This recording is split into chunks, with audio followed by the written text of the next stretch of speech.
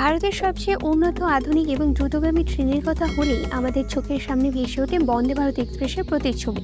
কিন্তু খুব শীঘ্রই আমাদের সেই ধারণা পাল্টে দিতে চলেছে ভারতীয় রেল দপ্তর।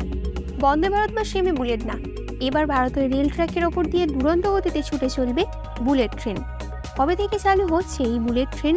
ঘন্টায় কত কিলোমিটার বেগে ছুটবে এই ট্রেন? কোন কোন স্টেশনই বা পাবে এই ট্রেনের সুবিধা? কত টাকাই বা খরচ করছে ভারতীয় রেল দপ্তর? জানতে হয়ে আমাদের চ্যানেলটা সাবস্ক্রাইব করুন knowledge with R&V। R subscribe করার পর কমেন্ট, শেয়ার, লাইক অবশ্যই করবেন। সুদূর জাপান থেকে আনা হচ্ছে এই বুলেট ট্রেনগুলি।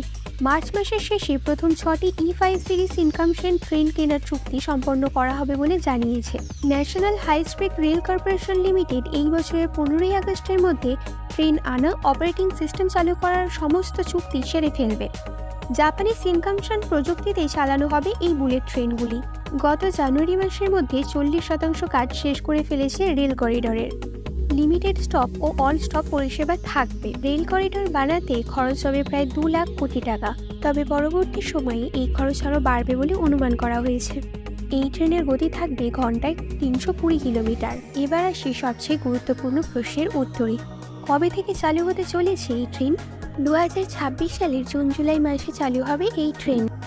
আর সব থেকে বড় কথা, কোথায় চালু হবে এই ট্রেন? কোন কোন স্টেশন পাবে এই ট্রেনের সুবিধা? গুজরাটে প্রথম চলবে এই বুলেট ট্রেন।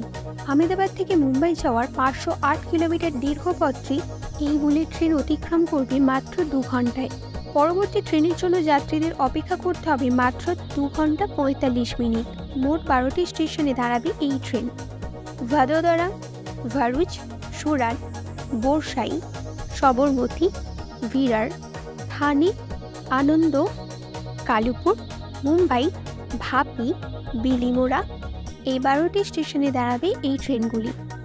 আরও নতুন নতুন তথ্য জানতে চ্যানেলটা সাবস্ক্রাইব করে দিন আর পাশে থাকুন।